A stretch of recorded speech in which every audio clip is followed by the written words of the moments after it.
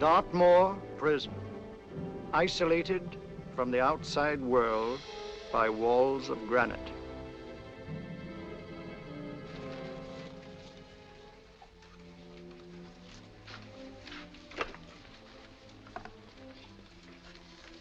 They say you could get out of here by merely telling what you know.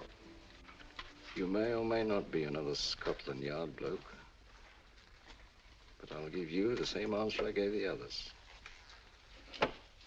I still have 2 years, 8 months, and 6 days left in which to make musical boxes.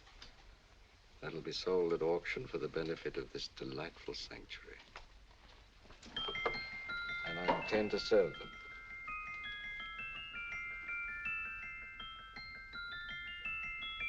Move along. And now we come to the next object on our list, or I should say objects, because there are 3 of them. Now, ladies and gentlemen, these can be bought together or separately. Now, these beautiful little musical boxes only arrived this morning, and I didn't intend to put them on the auction block until later, but I'm going to sell them now. So, good friends, as our old pal Mark Antony used to say, lend me your ears.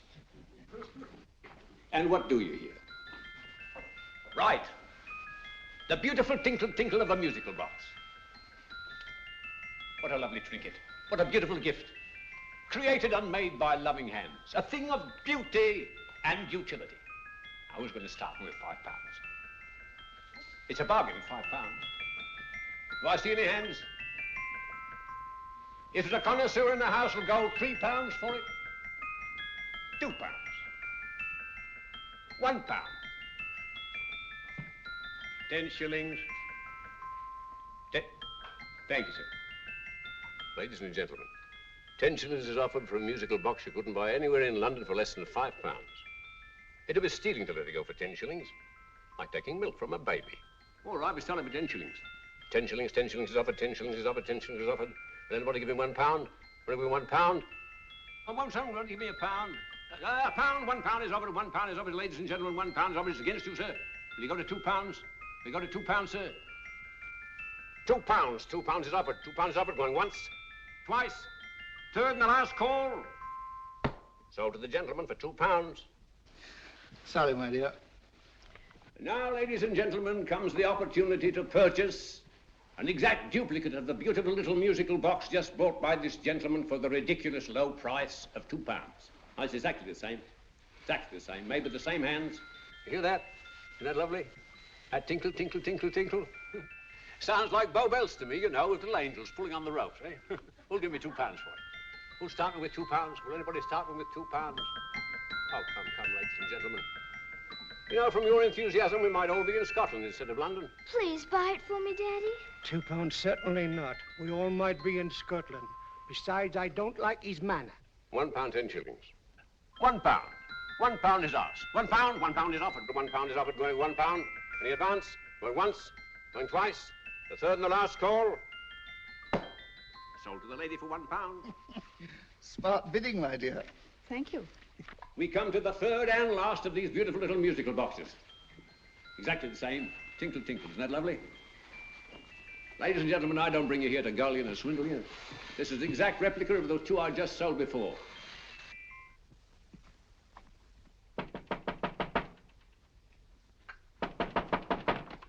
We're closed. But this is extremely important. Come in, sir, come in. I'm sorry to disturb you, but I was unfortunately delayed from arriving in time to bid on certain articles which I was rather anxious to obtain. Oh, perhaps they weren't sold, sir. We are carrying several things over. What might the articles be, sir? 3 identical musical boxes, about so large. Oh, I'm sorry, sir, but they were sold. Pity you weren't here to bid on them. They didn't bring anything like the real value. I'm most anxious to obtain them. I wonder if your records would show who the purchasers were. Oh, we don't usually give out that information, sir. For certain, shall we say, sentimental reasons, I'm most anxious to get in touch with the purchasers. I'd be willing to pay, shall we say, £5. Well, for certain sentimental reasons, sir, we'd be very happy to oblige. Alfred, today's sales. The 3 musical boxes. Musical boxes, oh. Ah, here we are. The first purchase for £2 from Mr. Julian Emery, 52 Portman Square. Write these addresses down, Alfred. Yes, sir. Second didn't leave any name. Well, how unfortunate. I think she's a dealer. You see, they don't like us to know where the things are going. On account of the profits. You say the second purchaser was a woman. Can you give me a description of her? Oh, she was a young woman. Fairly tall, slender. She had a light complexion and dark hair, and she was wearing A grey suit, don't you remember? That's right. She probably runs a gift shop. She paid £1. You say she comes here fairly frequently? No, I didn't say so. But she does, sir. Like as not, she'll come in on Thursday. We have sales on Mondays and Thursdays. Oh. And the third box? The third? Mr. William Kilgore, 143B Hampton Way. For 10 shillings. Quite a drop from £2. Mr. Kilgore was a Scotchman. Oh. Well, thank you. You've been most helpful. Oh, thank you, sir. And any time you're passing, drop in. We always have lovely things for sale. Our card, sir? Thank you. I'll be back Thursday.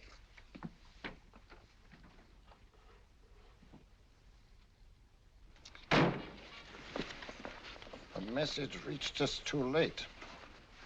Musical boxes are being sold. Well, let's get out of here.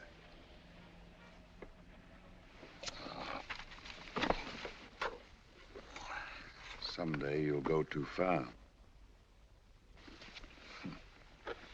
Reaching for a star, you fool. Yet a fool may touch a star, Colonel Cavanaugh, if he but reach high enough. But not possess it as you would. The musical boxes, they're being sold. What a pity for you, my dear Colonel. Is it my fault that the message reached us only an hour ago? Is it my fault that they were sold? You can't hold me responsible for that. Hope for your sake you're right.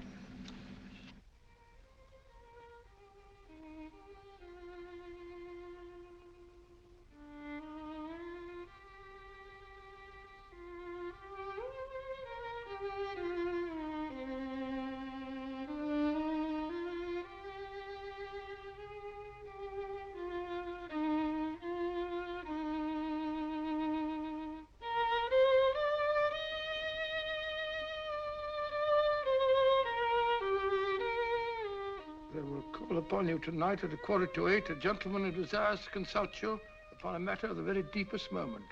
Do you remember that letter, Holmes? It was written over 2 years ago. An interesting case, devilishly interesting. Irene Adler. What a striking-looking woman from the brief glance I had of her. Seems only yesterday. What charm. What poise, and what a mind. Sharp enough and brilliant enough to outwit the great Sherlock Holmes himself. I take it the new issue of the Strand magazine is out, containing another of your slightly lurid tales. It is indeed. And what do you call this one? I call it A Scandal in Bohemia. Not a bad title, eh? If you must record my exploits, I do wish you'd put less emphasis on the melodramatic and more on the intellectual issues involved. More on the what do you mean by that? Well, I do hope you've given the woman a soul. She had one, you know. By the woman, I suppose you mean Irene Adler. Yes. I shall always remember her as the woman.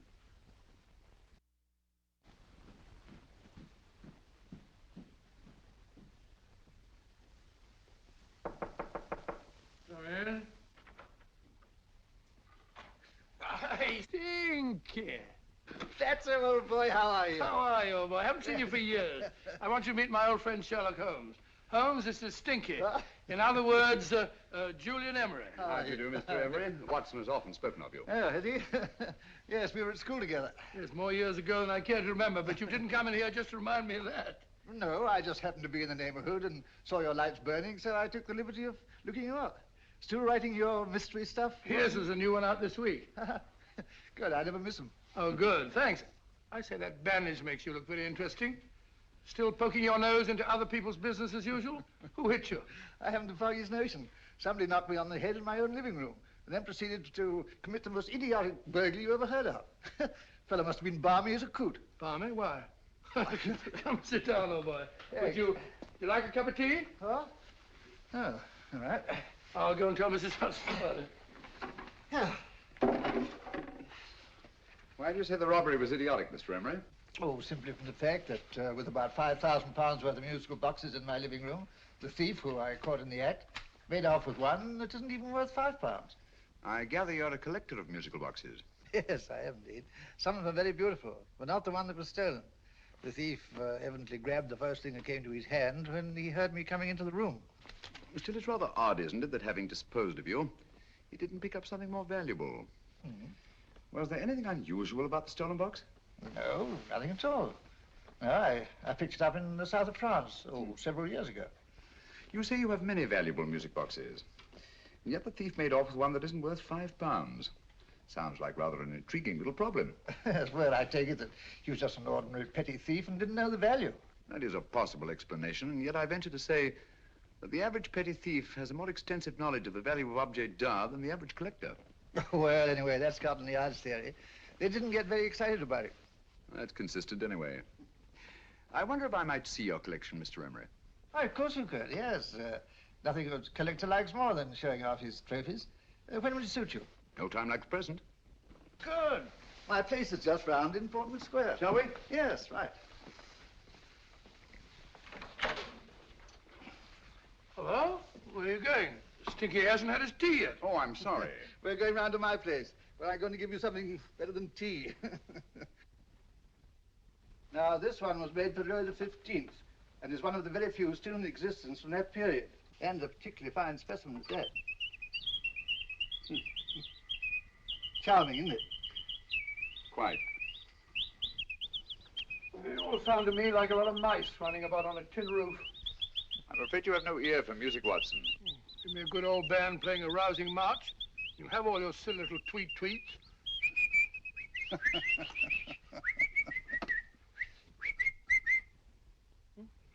Another one. This is me.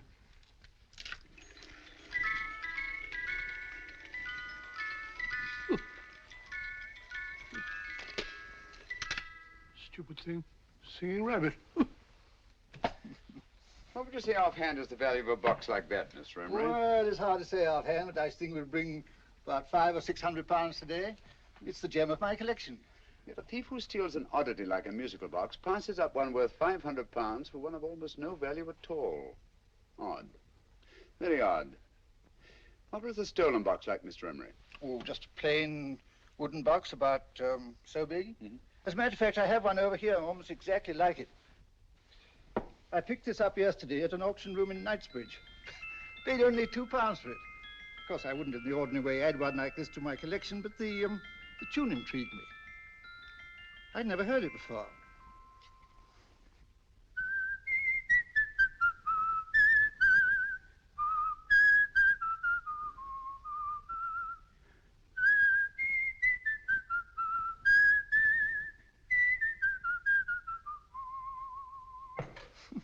You have a remarkable ear for music, Holmes. Rather an unusual melody. Sit down, will you? Thanks.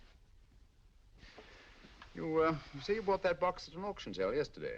Yes, the Gaylord auction rooms in Knightsbridge. Run by old, what's his name? Crabtree. That's the man. At what time was the robbery committed? Oh, about 3 o'clock this morning. You know, Mr. Emery, that box and the robbery might well be cause and effect, especially since you say that the stolen box outwardly resembles this one a great deal. And Scotland Yard were not particularly interested, eh? Oh, yes, but I wouldn't blame them for that, especially as I told them I was quite unable to describe the thief, except, of course, for the fact that it was definitely a man. All you remember is that you came in here and someone struck you on the head. Yes, and the next thing I knew, my man was trying to revive me. It might be wise for you to put that box away somewhere and lock it up. Oh, I don't think that's necessary. Besides, everything's insured. Well, at least if any further attempts at robbery are made, I'd suggest that you call the police, rather than running into any personal danger. Oh, come, Holmes, aren't you being a bit of an alarmist? Possibly. Well, I must agree with old Stinky. Seems to me you are making rather a mountain out of a moleskin. Molehill is the word, old boy, and it's time you were in bed. Thanks so much for letting us see your place. Now, it's been glad meeting you. Holmes, I can't understand why you were so mysterious. Seems to me the petty thief explanation was the only sensible one. Really? Yes, I can't see how you can believe it was anything else. I didn't say I believed it to be anything else. The petty thief theory is the obvious one, I grant you. However, it's often a mistake to accept something as true merely because it's obvious. The truth is only arrived at by the painstaking process of eliminating the untrue. We are not able to do that in this case without further data. Rubbish, you're pulling my leg. You're trying to turn a tuppenny halfpenny robbery into an international plot. No, I'm not. I just hope that your friend Stinky is a little more cautious in the future, just in case.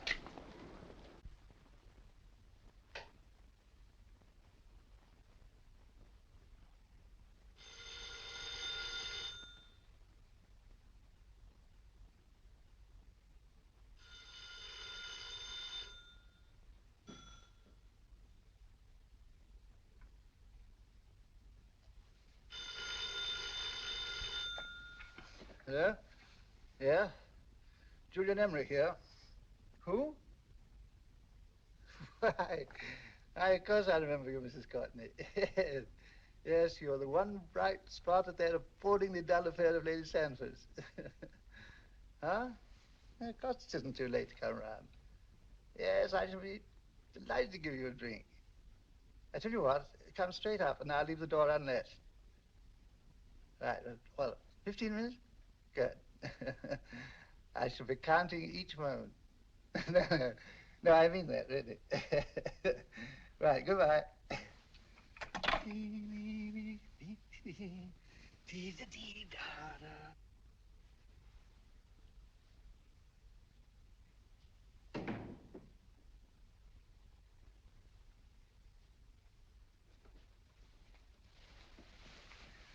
Boo! Oh, you startled me. Did I? Yes. Must be the pixie in me. I know I shouldn't have called you so late, but I was at a party just around the corner, and I remembered your invitation to see your collection of musical boxes. My dear Mrs. Courtney, pleasure is all the greater for being so unexpected. My friends call me Hilda. Thanks. Mine call me Stinky. Stinky, how quaint. Oh, what a perfectly wonderful collection of musical boxes. You know, when you told me you had a collection, I had no idea it was so attractive. Yes. They appeal to the ear as well as to the eye. Oh, what a plain little one. Why, it looks just like a country cousin amid all this grandeur. No. You mustn't underestimate the country cousin. Only last night a burglar broke in here, and with all these to choose from, went off with one very much like it. Really? Yes, I don't mind the loss of the box so much, but I do resent this crack on the skull. But it makes you look so interesting. Oh, do you think so? Uh-huh. It's funny, that's what old Fatso said. Fatso? I mean, Dr. Watson. He was here this evening with a friend, a Mr. Holmes. He's interested in my collection, too. Sherlock Holmes? Yes. Do you know him? I've heard of him. Yes, he seems to think I'm in some sort of danger. What a haunting tune. It takes me right back to my childhood. Really? Do you know, it's odd that you should be interested in that particular musical box. Odd? Why? Because Mr. Holmes is also interested in it. He may have been more interested in the tune than in the box. My dear, yes, that's right. I remember now. He whistled it note for note, having heard it only once. Really? He must be a remarkable man. Bit of an alarmist, if you ask me. Don't you believe in warnings? Of course not. Who'd want a box like that? I would. You're not serious. Oh, but I am. Well, you put me in a very awkward position. I'm a collector, you know. And the collector buys but never sells. But if the price were high enough... The price has nothing to do with it. It's the principle of the thing. Yes, well, we haven't had our drink. No, thanks. I must be getting along. Must you really? I'm afraid so. You're not walking out on me, are you? My reputation. Stinky. I say, you know, you are an attractive woman. Thanks.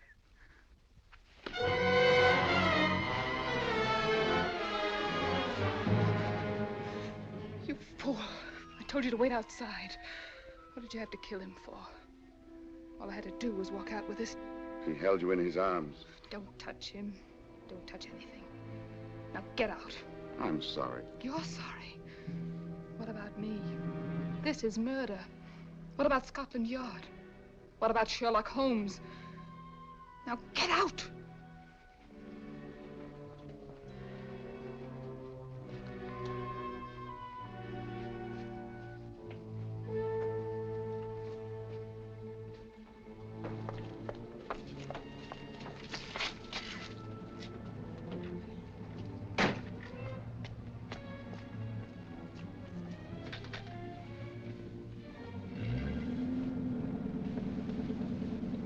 Did you get it? Good. Did you have any trouble with him? Just a matter of murder. Ah, Mr. Holmes. Hopkins? Thanks for coming so promptly. Inspector Lestrade suggested that I call through to you. Mr. Emery was the client of Mr. Holmes, Inspector. Indeed. You didn't mention that when I telephoned you, Mr. Holmes. Well, not exactly a client, Inspector. Sergeant Thompson? He was killed between the hours of 11 and 2 o'clock this morning, Mr. Holmes. Must have been someone he knew, someone of whom he had no suspicion. Poor old Stinky. It's all my fault. I should have prevented this. Well, it's no time to start talking about that now, Doctor. Apparently it's gone. That's the second attempt on the musical box that Emery bought at the auction sale. And this time it was successful. But that box was only worth £2. It was worth a man's life, Watson. I think we'd better pay a visit to Gaylord's auction room and that fellow Crabtree. Inspector, may I suggest that you make a complete search of this flat for a small, plain, musical box about that size? Thank you. Come on, Watson. You say the first box went to Mr. Julian Emery. The second to Mr. Kilgore, 143B Hampton Way. And the third to the unidentified young lady who presumably has a shop and lives near Golders Green. That's right, Mr. Holmes. Isn't it rather strange, Mr. Crabtree, that you should have had 3 identical musical boxes all playing the same tune? Where'd they come from? Dartmoor Prison. Dartmoor? Yeah, we get a regular shipment from there every month. The inmates manufacture them. Well, they make all kinds of things, you know, pipe racks, waste paper baskets, musical boxes. Did you happen to notice if anyone showed any particular interest during the auction in the purchasers of these 3 boxes? Oh, come now, Mr. Crabtree. This is very literally a matter of life and death.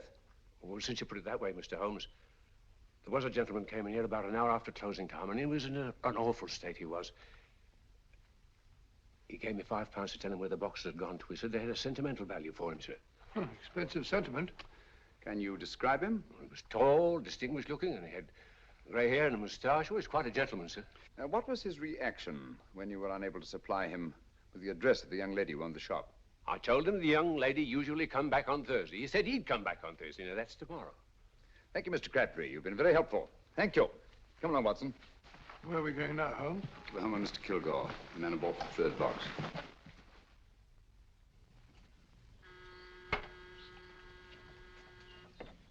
But hang it all, Holmes, how do you know those other 2 musical boxes are of any importance? I don't, but I certainly have no intention of waiting until the owners are murdered to find out. No one at home. I hope that's the explanation. I'll have a look through this window.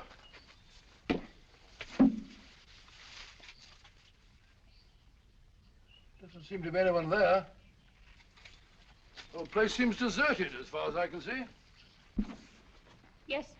Mr. and Mrs. Kilgore at home? No. When do you expect them? Oh, in an hour or so. There's no use you're hanging about. They don't buy nothing from peddlers. Peddlers? My good woman, this is Mr. Sherlock Holmes. Sherlock Holmes? Oh, go on. Do you mind if we come in and wait? My business is rather urgent. Well, I've got to go out and do my shopping. And I don't know if Mrs. Kilgore'd like any strangers nosing about. Quite all right, I assure you.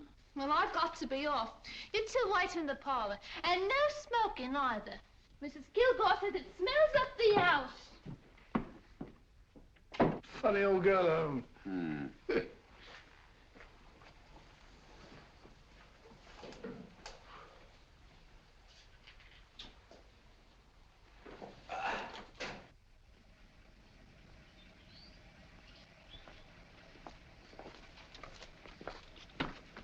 Park Lane. Park Lane? And what would the likes of you be doing in Park Lane? Now, don't worry about the fare, Ducky. If you knows how to get to Park Lane, up it.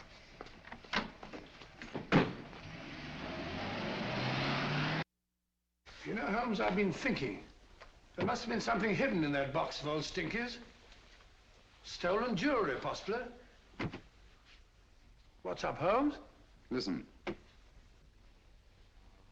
What's just the steam in the water pipes?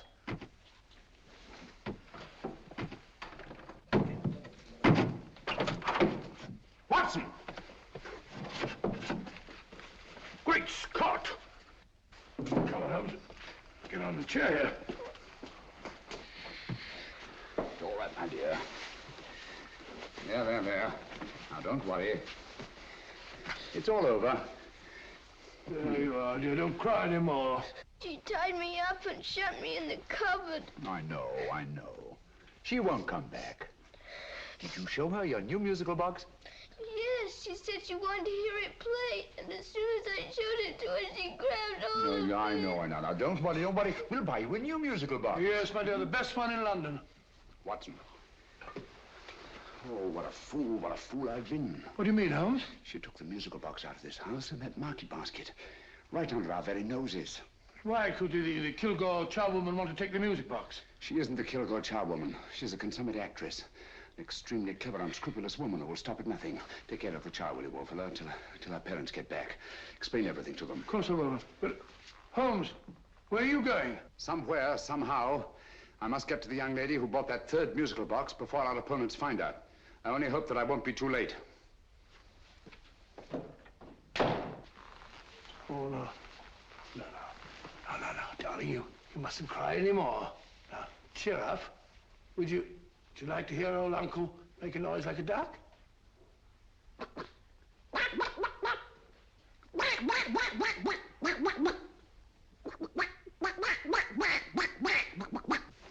Oh, sorry.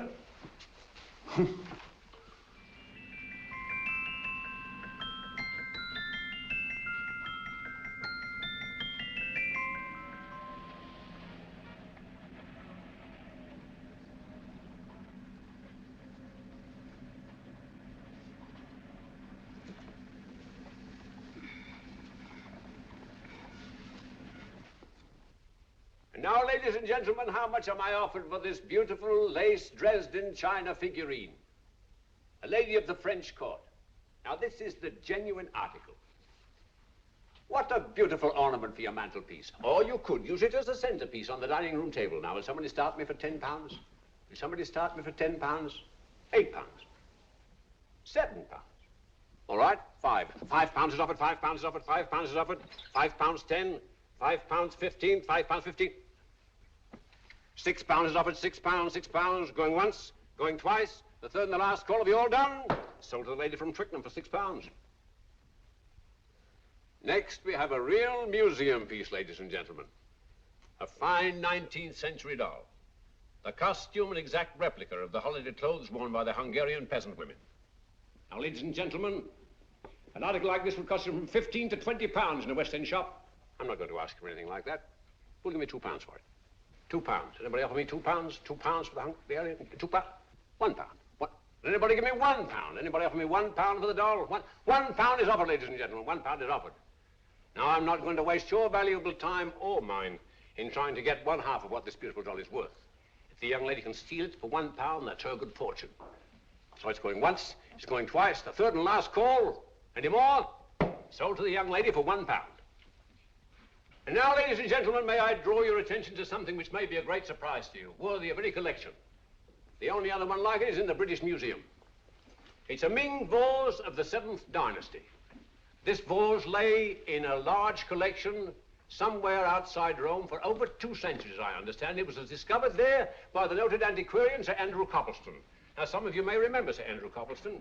Besides being a noted traveler and antiquarian, he's also a gentleman rider.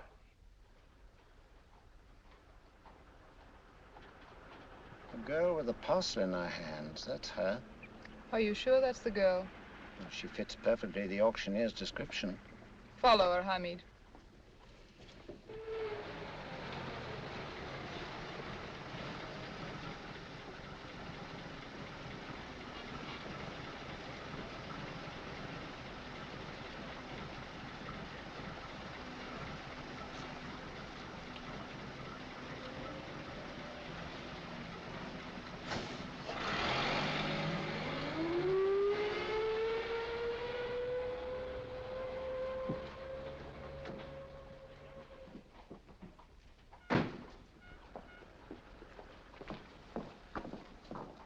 It's lovely, dear. And only £1. We can get at least 3 for it. Easily. I'll go make some tea. I could do with a cup. Right.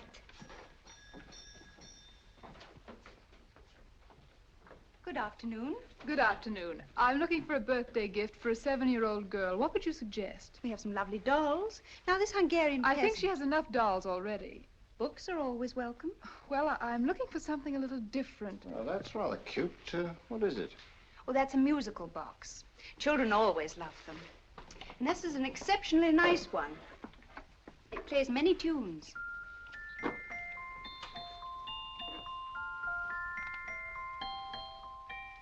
Have you any others? Yes. If you'll just step this way. I have only 2 left.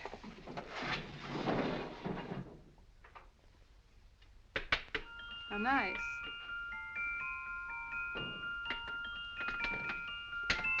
Are you sure this is all you have? I'm sorry. They're rather hard to find, you know. That's our entire allotment. I did have one other, but I sold it earlier this afternoon. But it was only a plain wooden one. It wouldn't have been a very nice gift for a child. Really? Do you happen to know who the purchaser was? Why, yes. He left his card, just in case anyone should inquire for him.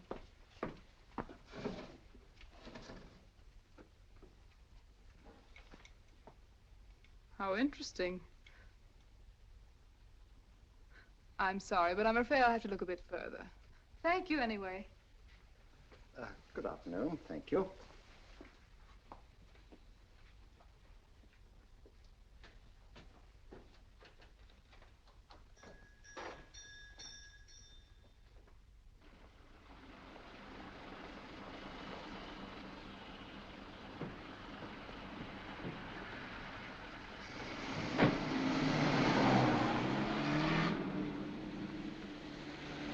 Heavy! Follow that cab. Here now, what? Scotland Yard. Hop in.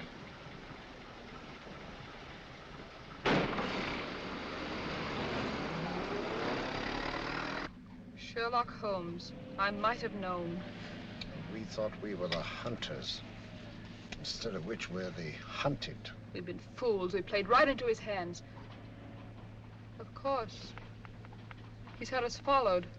Don't look. The man in front of the toy shop.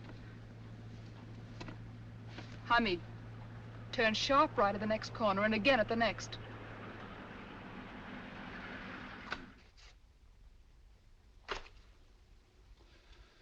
No photograph of her, Commissioner, as I expected. She's not a known criminal. But how do you expect to know if you do find her? After all, she was disguised as a charwoman. Don't worry, old fellow. If I ever see her again, I'll recognize her. Well, it won't be long till we know who they are and from where they operate. Who's covering them? Sergeant Thompson's following them, sir. They won't get away from him. He's a good man. We could have arrested them at Clifford's toy shop if we had any proof. But we know that they killed Emery. Proof, my dear fellow. We must have proof. We have X-rayed it, sir. There's nothing whatever concealed in the box. We'll have a look at the plates.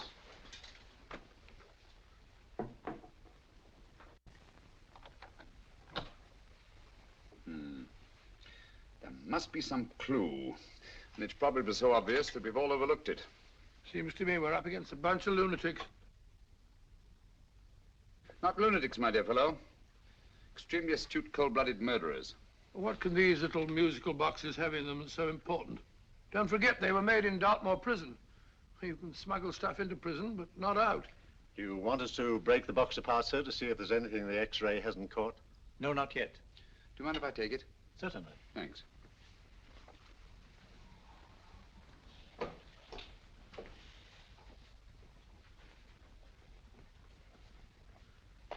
The governor of Dartmoor Prison informed us, sir, in answer to Mr. Holmes' question, that all 3 musical boxes were made by the same convict, John Davidson, serving a 7-year term, sir. Davidson? The Bank of England plates. That'll be all. Yes, sir. Now we're getting somewhere. Wait a minute. How did you know about the plates, Mr. Holmes? I'm a student of crime, Inspector. I make it my business to know about such things. And when the name of Davidson was mentioned... Well, who is this fellow Davidson? As long as Mr. Holmes seems to know all about it already, I suppose there's no harm in telling you.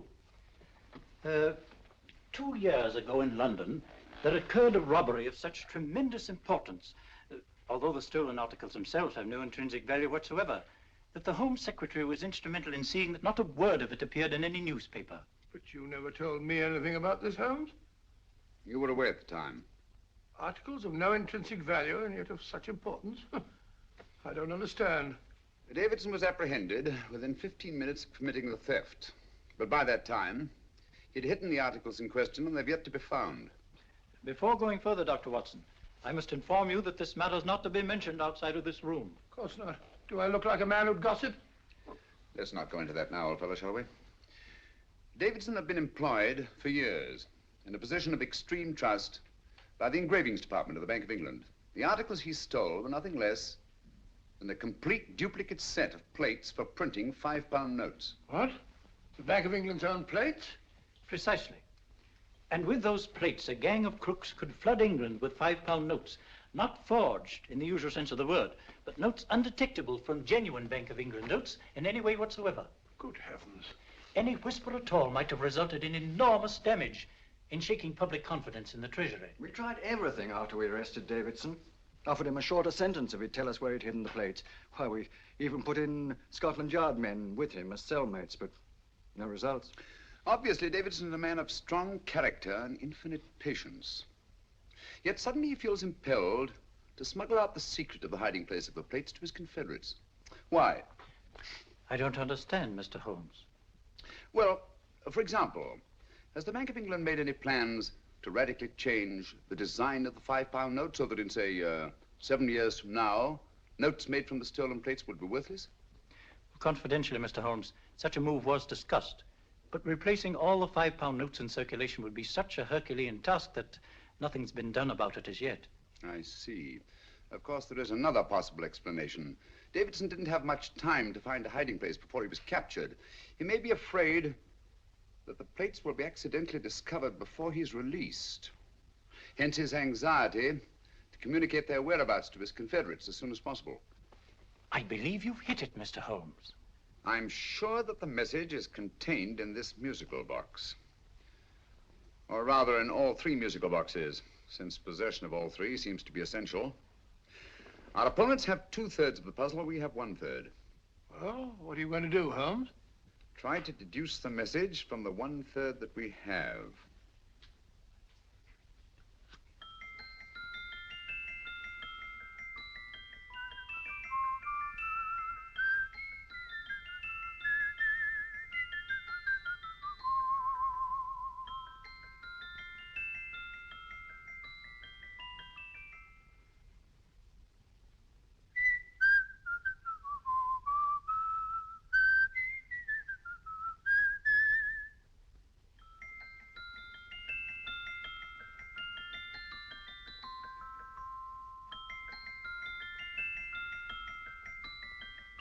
It's the same tune as the one played by Emery's musical box.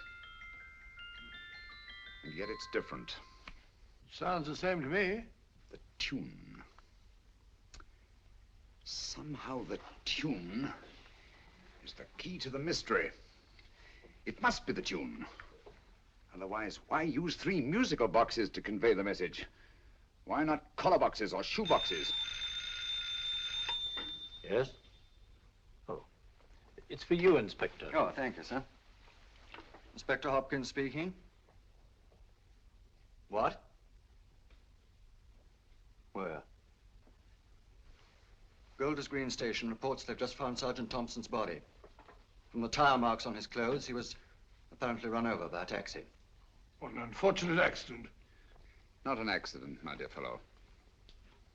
I'm afraid it's murder. Never know just who you're going to meet when you're walking down a busy London street.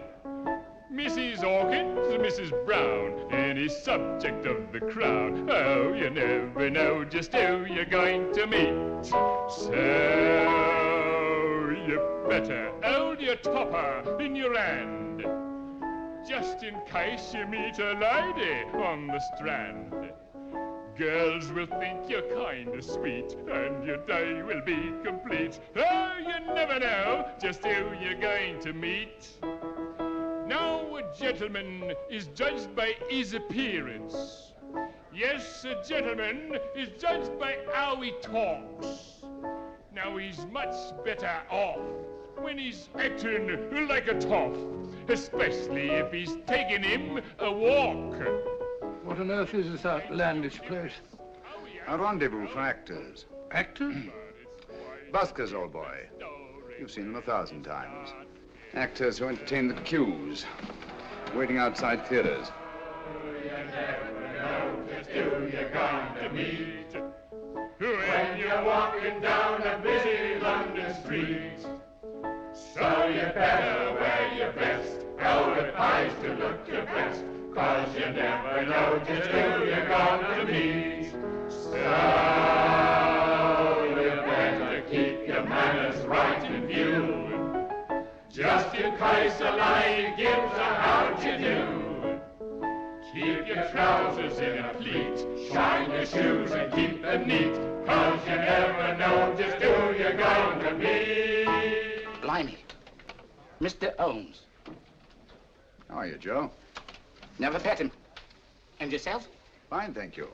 I want you to meet a friend of mine, Dr. Watson, Joe Sisto. Oh, well, any friend of Mr. Holmes is a friend of mine. Hi, Joe. He did me a good turn once that I'll never forget. Yes, I cleared Joe of a most unpleasant charge. Murder, no less. Oh, really? By proving to the satisfaction of the police that he was busy at the time blowing open someone's safe.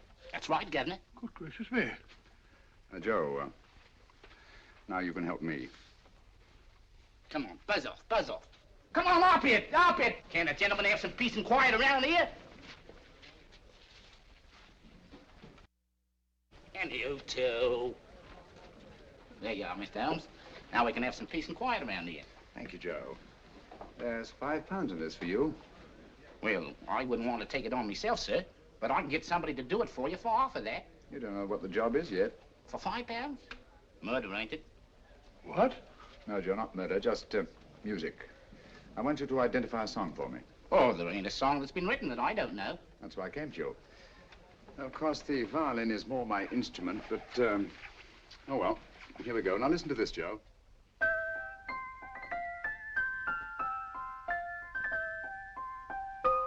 Wait a minute. You're playing that wrong. That should be E natural, not E flat. You know the song? Oh, yes. It's an old Australian song called, The Swag Man. But you're playing it all wrong. That's what I hoped you'd say. Now, listen again, Joe.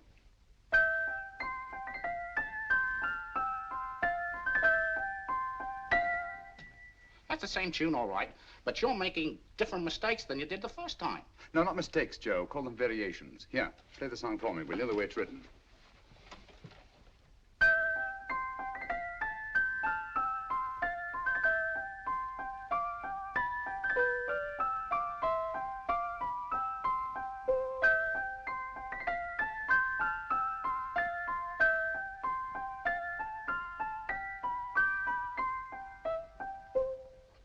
Yeah. Thank you, Joe. What's it mean, Holmes? Are you onto something? Perhaps. I don't know yet. It's probably a code of some sort. Joe, could you write the song down for me, the way it was originally written? Oh, sure, Mr. Holmes. But it'll take a few minutes. Mm-hmm. Here, Mabel. Pale ale. Come on, up to it. Along with it.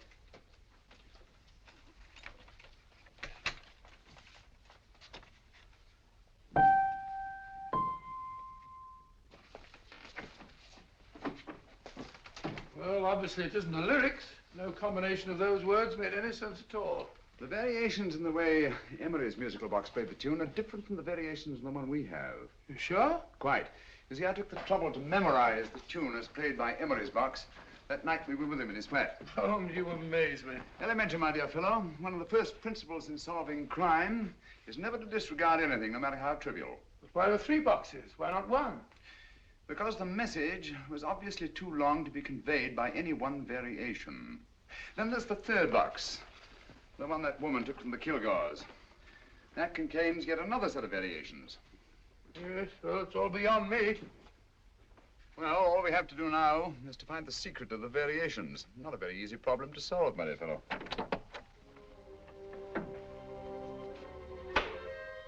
Hello. What's up? We've had company.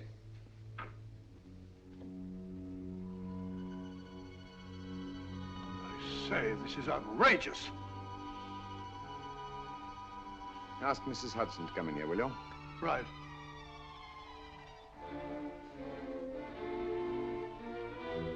Hudson? Yes? Oh, there you are. Will you come up here at once, please? Oh, coming, sir.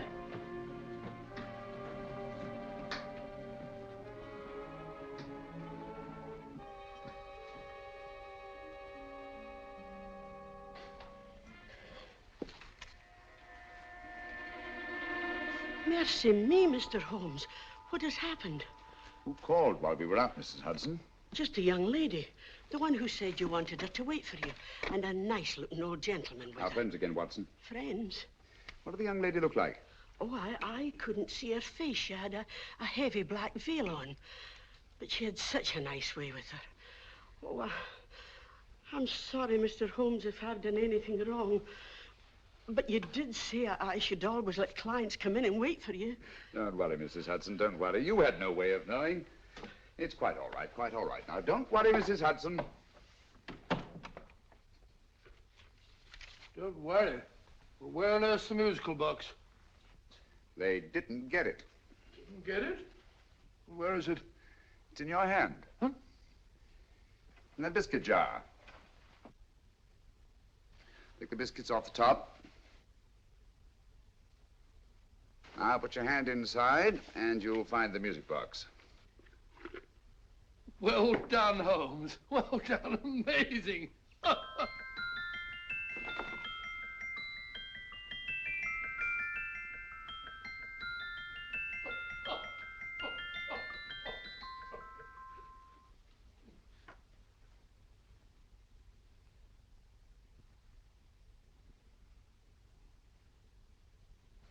Phew.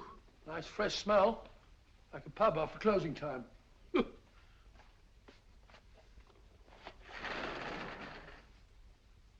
I say, Holmes, What?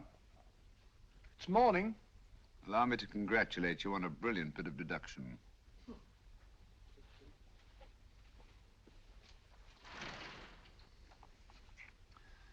It's not a transposition, not a polygraph transposition, not a trigraph, nor any known form of decoding. How about the Morse code? Have you tried that? Yes, at about 3 o'clock this morning. I'm sorry, old man. I was only trying to help.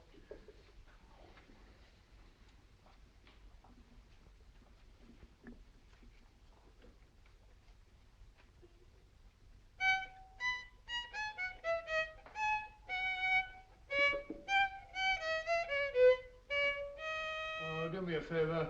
Not again. Must have heard that thing 1,000 times. Kept me awake all night.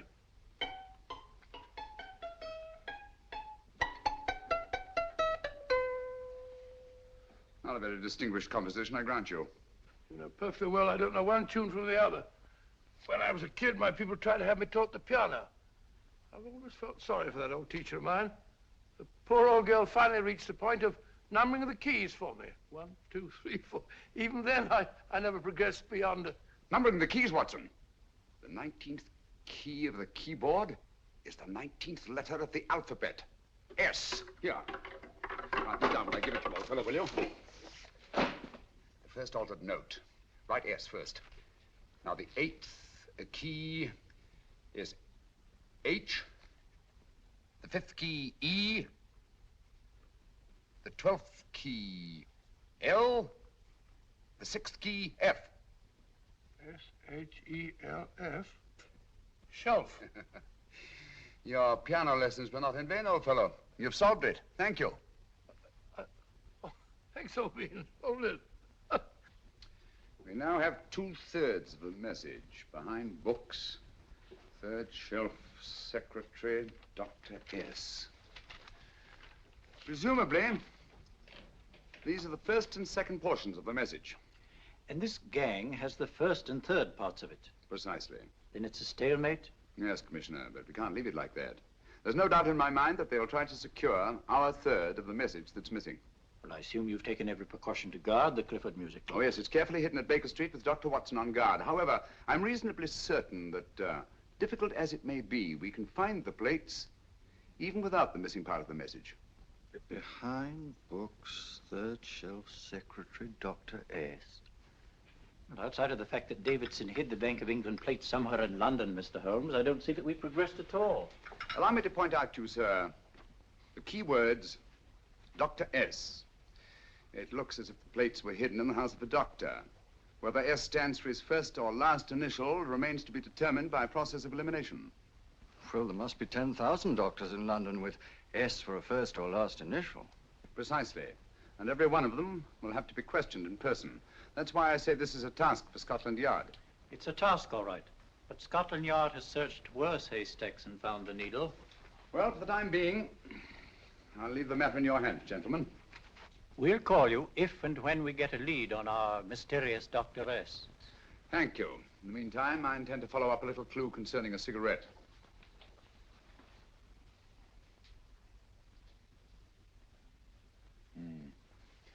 You're certain of the identification of the tobacco? Absolutely. I have made up this special blend for only 3 customers. It is almost pure Egyptian, with admixture of latakia for added body, and a pinch of perique. Merely a whisper, as one might say, for elusive fragrance. Yes. And the 3 customers? Major Wilson in Bombay, India. Mrs. Catherine Leamington Smith in Ireland. Yes, and the 3rd? Mrs. Hilda Courtney of Park Mansions, Bryanston Square. Thank you. Thank you very much. You've been most helpful. It is a pleasure to have been of service, Mr. Holmes.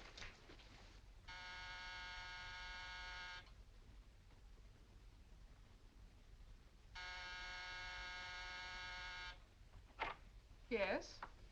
Mrs. Courtney? Yes. My name is Sherlock Holmes. Oh, do come in. Thank you. I've heard of you, of course, Mr. Holmes. I believe we have a mutual friend in Sir Edward Brookdale. He's spoken to me of you quite often. Indeed.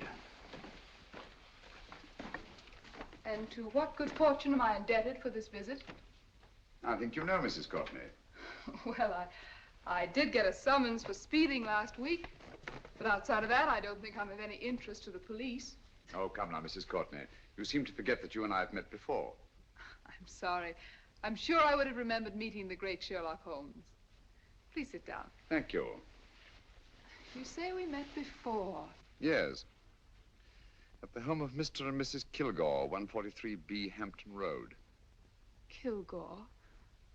I don't think I know anyone of that name. Well, I didn't say you knew them. As a matter of fact, you called on them when they were out. I don't understand, Mr. Holmes. Really? And you were dressed rather differently. Indeed. Cigarette? Thank you.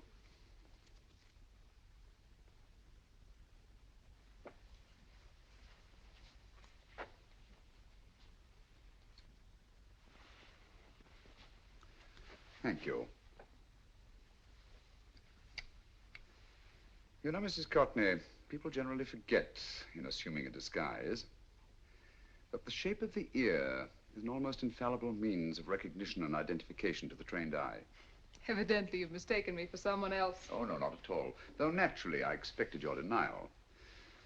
But when you paid your visit to my rooms at Baker Street, you carelessly left behind another identification. They're, identical, aren't they? Yes, I must admit they are. You see, Mr. Holmes, to catch one as clever as you, I had to use a very special lure. I knew you'd be unable to resist the bait of my cigarette, having read with great interest your monograph on the ashes of 140 different varieties of tobacco. I should advise you not to move, Mr. Holmes. I must congratulate you on your ingenuity, Mrs. Courtney. It was indeed a brilliantly designed trap. Thank you, Mr. Holmes. Praise from a master is indeed gratifying. I shall always cherish the memory of your flattering words. Memory? Precisely. I'm afraid these gentlemen have a most regrettable task to perform. Unless, of course, you care to turn over the missing musical box with your pledge to take no action against us in the future. I'm afraid that will be impossible. I thought that would be your answer. Hamid! Careful! Careful. There's no need to be unnecessarily rough with our distinguished guests. You realize, Mr. Holmes, that your demise will not take place here. The corpus delicti, you know. Well, naturally. Shall we go? It so fearfully awkward having a dead body lying about. Don't you agree, Mr. Holmes? Another dead body shouldn't weigh too heavily on your conscience, Mrs. Courtney.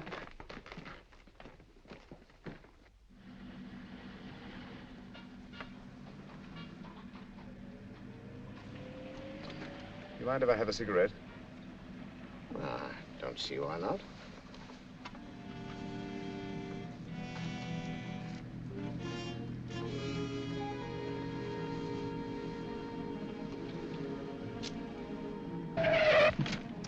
Be careful, Hamid. It's the brakes, they bind. Thank you, Colonel Cavanaugh. It's very considerate of you.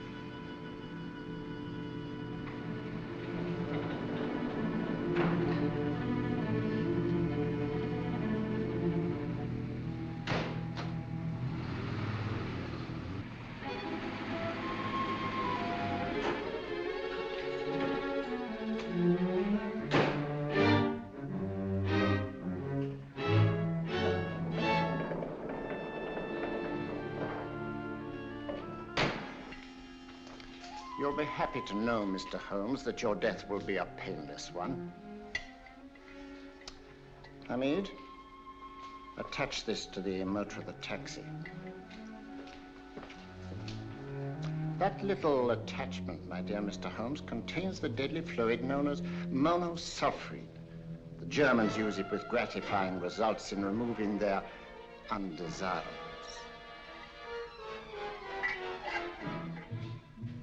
Start the motor.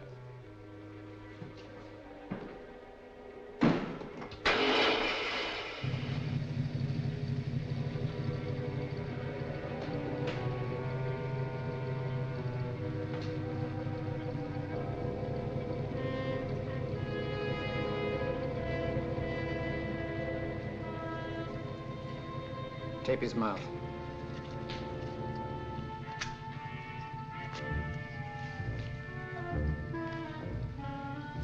Now, up with him, Hamid.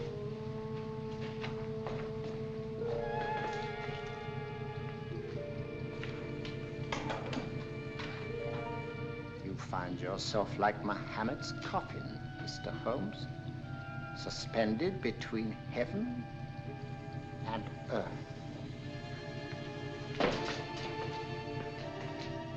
Plenty of fuel in the tank? Good. It would be too bad to have anything go wrong through so simple an oversight.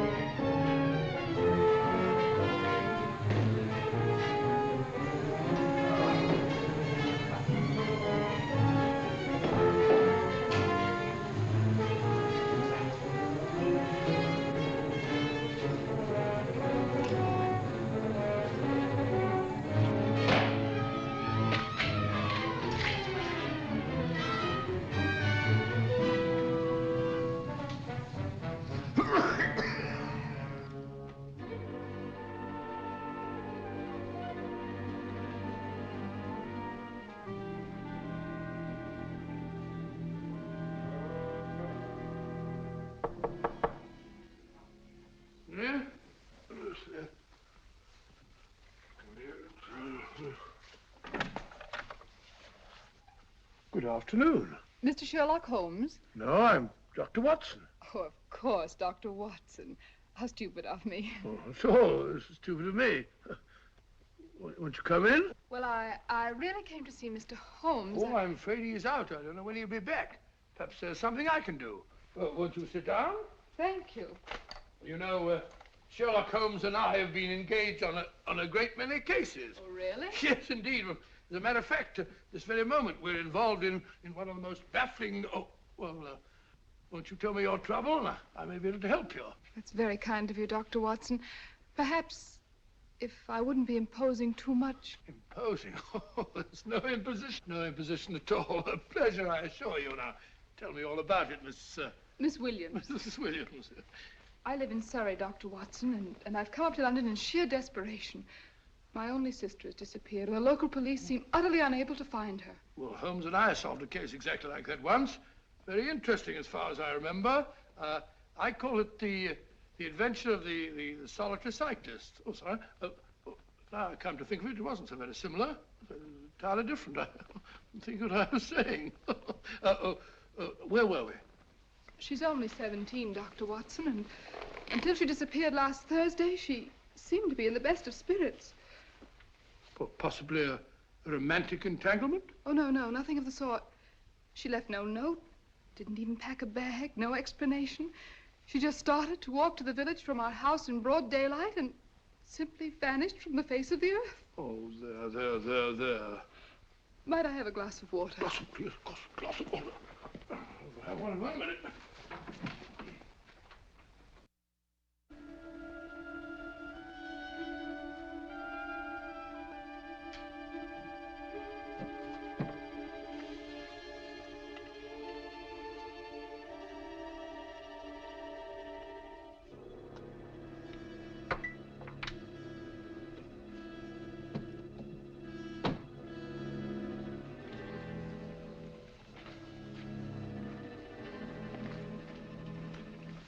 There you are, my dear. Thank you, Dr. Watson. No, you're not to cry anymore. You must pull yourself together. Oh, I feel much better already knowing that you're going to help me. Oh, Dr. Watson, look! Good heavens! Oh. Get through the fire brigade, quickly!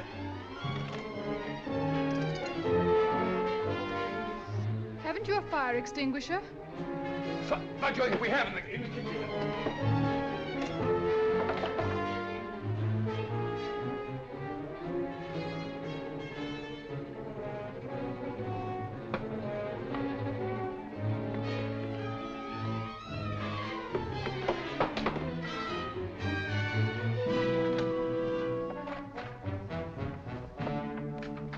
Don't you worry, Miss Williams. We'll have this thing out in no time.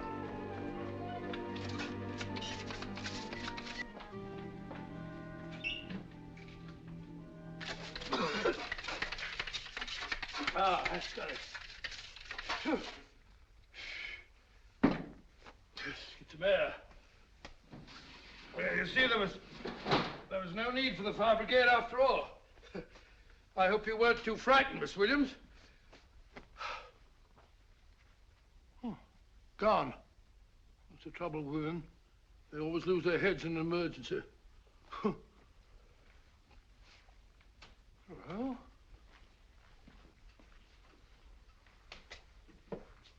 a musical box.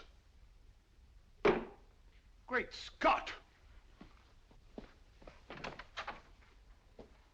Miss Williams!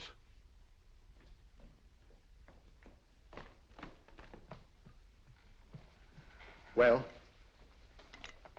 Good. And Holmes? By now, Mr. Holmes has no doubt exchanged his violin for a harp. Always assuming that heaven is his destination. And now that we have the missing musical box.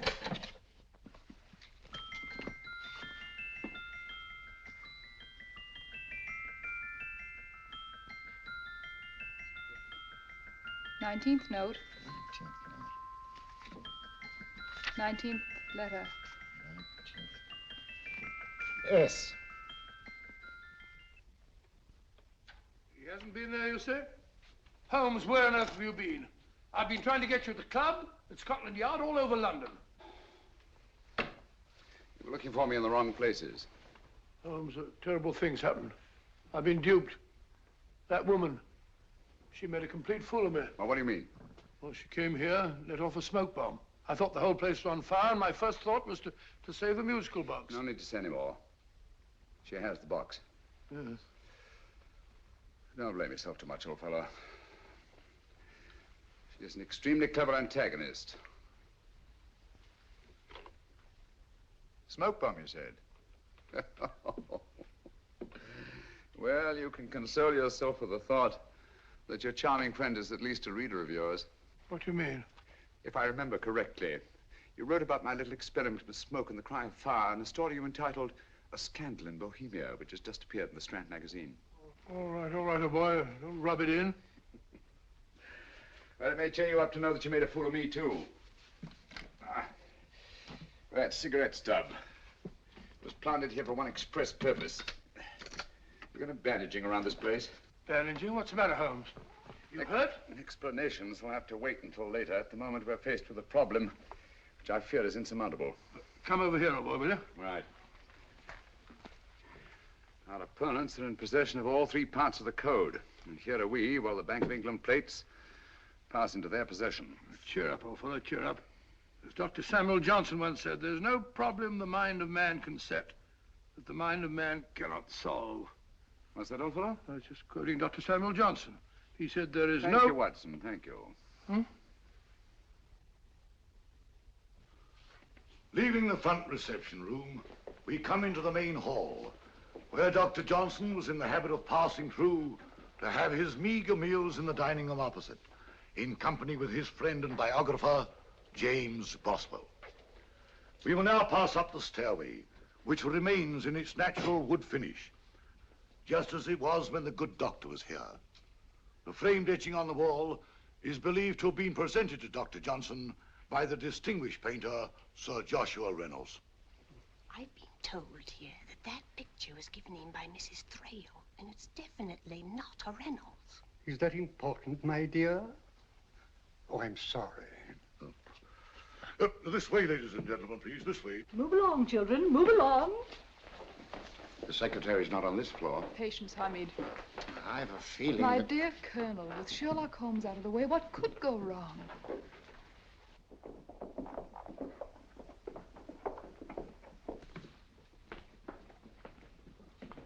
And here we have the Garrett Library, in which Dr. Johnson wrote his famous dictionary, and in which you will see also many of the great man's books and other items of interest. Step forward, ladies and gentlemen, please, step forward. Standing in the corner is the secretary, which contains many of the original works by the literary genius. On this table, Dr. Johnson's cat, Hodge, used to sleep while his master worked. A strange thing about this cat, ladies and gentlemen, was its love of oysters. They do say that the dear doctor often went hungry to find the cat that delicacy. What a pity.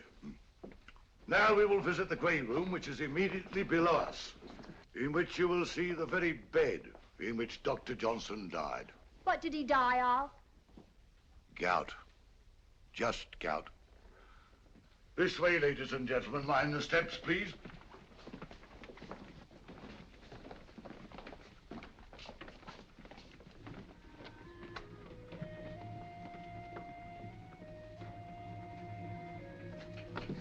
Your keys.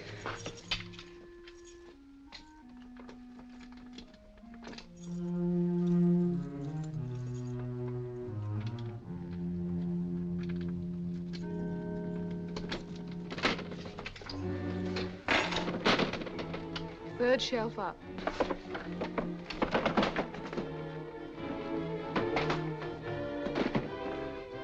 The knife.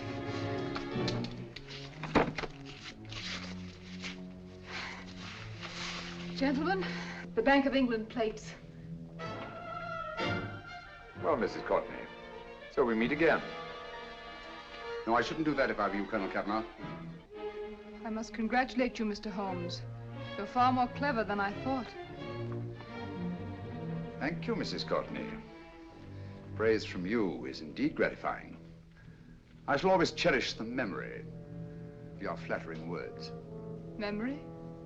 Oh, thank you. And now I have a most regrettable task to perform.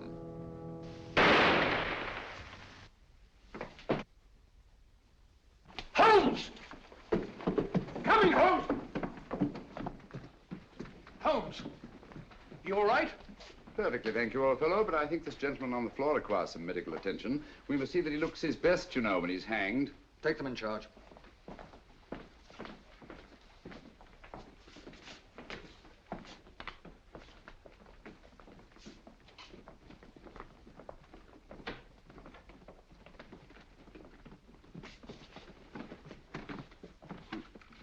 A brilliant antagonist. It's a pity her talents were so misdirected. Will you see that these plates are returned to the Bank of England, Inspector? I still don't understand how you solved it, Mr. Holmes. It's entirely due to Dr. Watson. He gave me the clue when he mentioned Dr. Samuel Johnson. Well, congratulations, Doctor. Oh, thank you, Inspector. I don't think I'd have done it entirely without Mr. Holmes's help, you know.